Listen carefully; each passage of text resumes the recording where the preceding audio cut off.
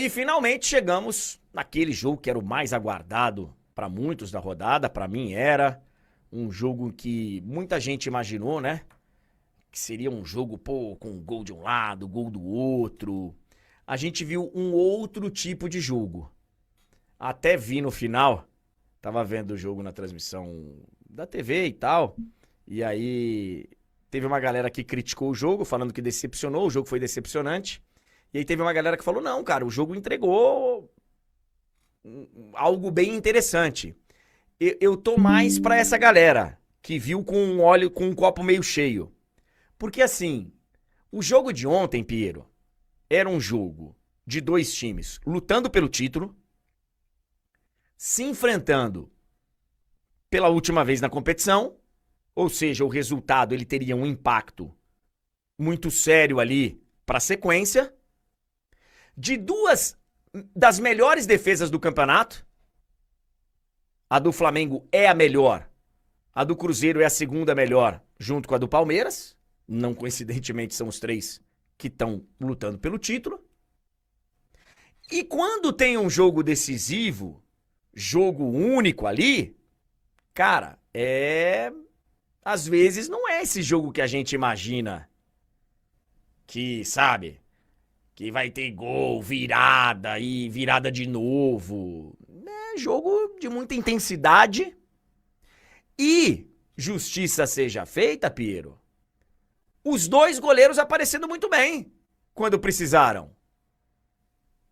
O Rossi apareceu muito bem e o Cássio fez umas duas, três defesas. Uma delas é incrível, velho. Uma delas é incrível. Então, assim, eu achei que foi um jogo que entregou, cara. Muito equilíbrio, muita, sabe, intensidade, jogo muito disputado. Eu já vou chegar na arbitragem. Então, assim, eu não fiquei decepcionado, não. Ah, eu queria ter visto um jogo com muitos gols? Queria. Mas, velho, é jogo de gente grande disputando o título. Não é toda final. Aliás, a quantidade de finais hoje em dia de competições aí, quantidade que vai para os pênaltis é enorme. Porque fica aquele jogo ali e tal. Então, eu achei o jogo interessante. Maior público da história do novo Maracanã para uma partida entre clubes. 72.500 presentes no estádio do Maracanã, uma baita renda. Torcida do Flamengo fez uma festa.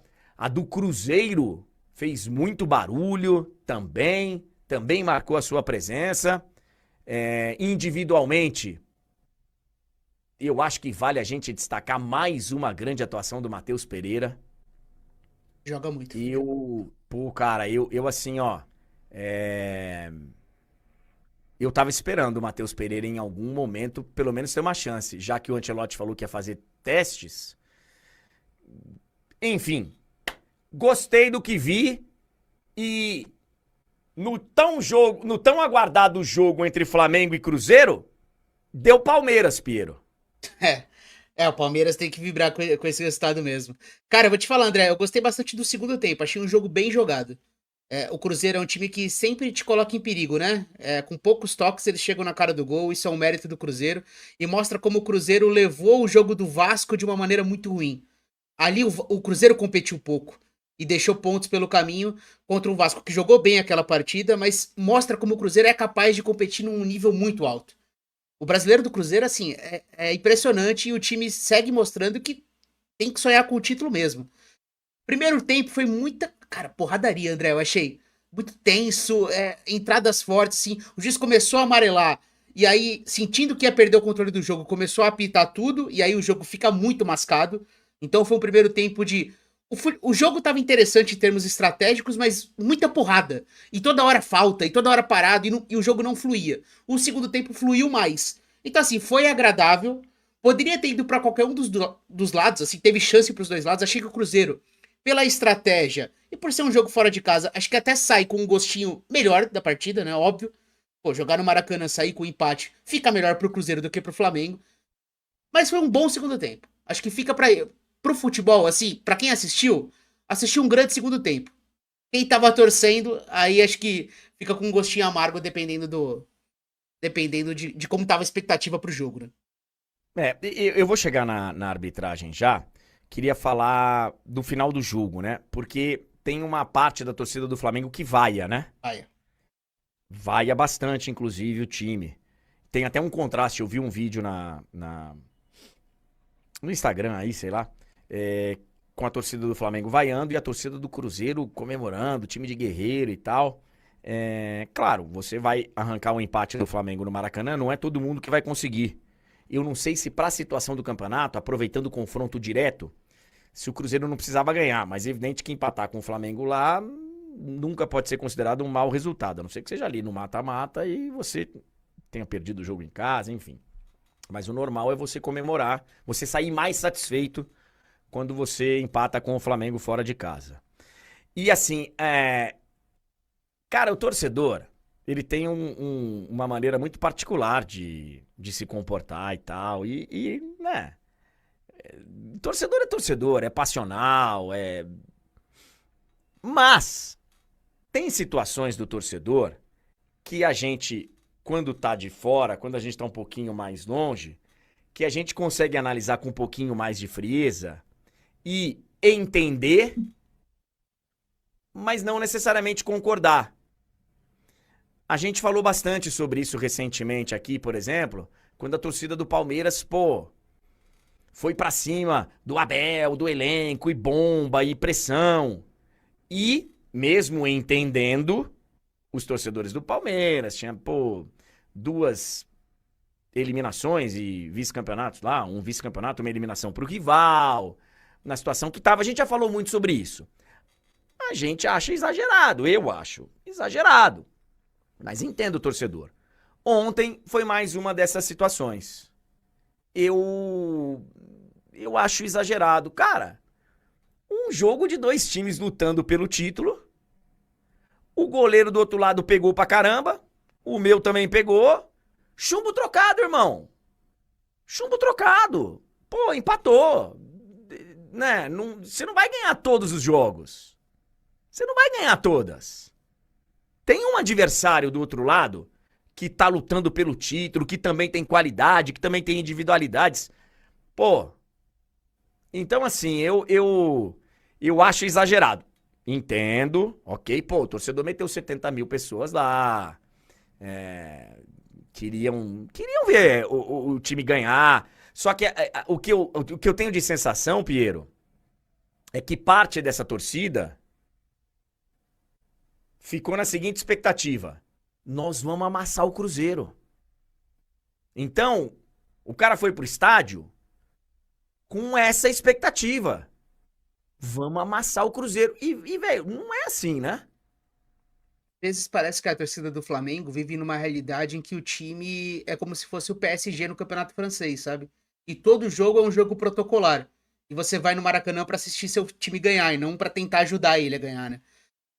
E eu falo isso porque muitos flamenguistas falam isso pra mim, né? De como o perfil do público do Maracanã mudou com o tempo e cada vez mais é um público que vai lá apenas esperando a vitória e não sabendo que vai encontrar dificuldades.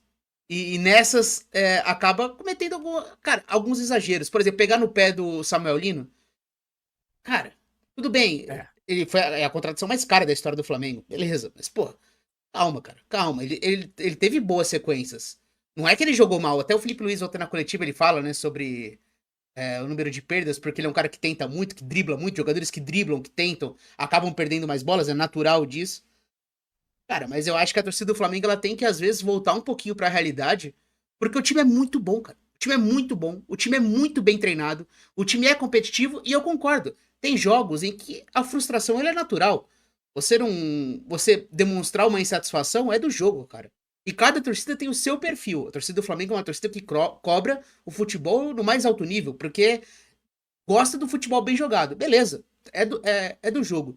Mas, cara, não é como se o Flamengo tivesse numa fase ruim. Muito pelo contrário. Tudo bem, a sequência dos últimos 3 jogos. Não jogou bem contra o Estudiantes lá. Não fez um bom primeiro tempo contra o Corinthians. Fez um péssimo primeiro tempo contra o Corinthians. E ontem fez um jogo pau a pau. Beleza. Nesse recorte, não é um Flamengo dominante. Mas pega pra trás, cara. Olha a fase que tá o Flamengo. O Flamengo é líder do campeonato. Vivo na Libertadores. Sinceramente, eu acho que, às vezes, falta um pouquinho colocar os pés no chão e saber que tem dificuldade no campeonato, cara. Tem tem que saber que tem dificuldade. Não vai pegar o Cruzeiro e vai atropelar, porque ninguém consegue fazer isso. Sobre a arbitragem, a gente teve 2 extremos no final da partida. O Cássio elogiando a arbitragem, falando inclusive que a expulsão, teve um jogador do Cruzeiro expulso, William, por 2 amarelos. E ele falando que, que a expulsão foi justa, o Cássio elogiou e o Felipe Luiz detonou o árbitro. Piero, eu entendo que ele tenha sido obrigado a... Eu entendo que o jogo tenha ficado meio que sem dar ritmo, especialmente no primeiro tempo, por causa das faltas. Mas eu também entendo o lado do árbitro. Se ele deixa correr, velho, era um jogo que podia escapar do controle dele. O árbitro tem que ter o controle. Eu acho, humildemente, que a arbitragem ontem foi boa. Boa! Tô vendo aqui a insistência de falar do recuo. Aquilo não é recuo, gente. Aquilo não é um recuo. Não é. Mas, enfim. Respeito quem pensa diferente aí, discordo. Eu acho que o árbitro ontem apitou um jogo dificílimo, complicado, num ambiente que a gente sabe dos jogadores, sabe, que tentam toda hora enganar a arbitragem, e eu acho que se ele não tivesse tomado o controle do jogo, a gente poderia estar aqui hoje criticando porque ele deixou o pau cantar. Então, eu acho que ele fez bem o papel dele num jogo difícil. É aquela coisa, o ambiente do futebol brasileiro, todo mundo tá ali pra sacanear o árbitro, né? Todo mundo quer passar por cima, levar vantagem, é assim que funciona no futebol brasileiro. E o jogo de ontem chegou um momento em que realmente a coisa estava muito quente. Tava muito quente. Só que é tudo muito frustrante. De fato, tem um momento do jogo em que ele começa a marcar tudo. E aí o jogo cai de nível. Pra quem tá assistindo, o jogo piora. Mas também tem a parcela dos jogadores, cara. Tudo é uma grande reclamação, tudo é um escândalo. Qualquer lance que tenha um mínimo de dúvida vira uma coisa absurda. A postura dos técnicos na beira do campo. Aqui no Brasil é sempre assim, né? Então as arbitragens elas acabam se adaptando com esse ambiente. Achei uma arbitragem razoável pra ruim, sinceramente. Razoável pra ruim, mas pelo menos não teve lances capitais, assim, né? O jogo não foi 0-0 porque ele não marcou um pênalti claro, ou 0-0 porque ele não expulsou claramente tal jogador. Isso não aconteceu, né? Eu acho que... Porque assim, ó, lances equivocados, gente, durante uma partida, durante 90 minutos, interpretações equivocadas, faltas marcadas erroneamente e tal, isso vai acontecer. Vai acontecer. Uma hora ou outra você fala, puta, ele errou no lateral. Quem joga bola sabe disso. Quando o árbitro, inclusive, é um árbitro malandro, experiente, esperto, ele conversa isso no campo, cara. Eu jogo campeonato interno aí com um árbitro que é federado. E os caras, assim, ó, alguns, né? Na conversa ali falam, pô, eu errei mesmo. Eu dei o lateral pro outro time e foi mal. Eu vou... Cara, porque isso acontece. Isso acontece. E se em determinado momento do jogo ele precisa dar uma seguradinha a mais e tal, isso faz parte de administrar o jogo, faz parte de uma estratégia que o árbitro pode precisar ter durante um jogo. Então eu... E tem outra também, que eu tô vendo alguns comentários aí. Hoje é sexta-feira. Hoje eu não vou perder meu humor, não vou sair por aí só. Eu acho que o árbitro foi bem. E Flamengo 0, Cruzeiro 0. Acho que quem comemora é o Palmeiras. Porque além de um ponto ficar pelo caminho, um ponto sumiu aí, né? Na briga pelo título, um ponto que o Palmeiras não teria condição de ser dele, um ponto ficou de lado. E hoje, por pontos perdidos, Flamengo e Palmeiras estão empatados. Estão empatados. Então, no final de semana... Bom, a gente já fala da rodada do final de semana do Campeonato Brasileiro. Porque eu tô elogiando a arbitragem aqui, mas 9h44.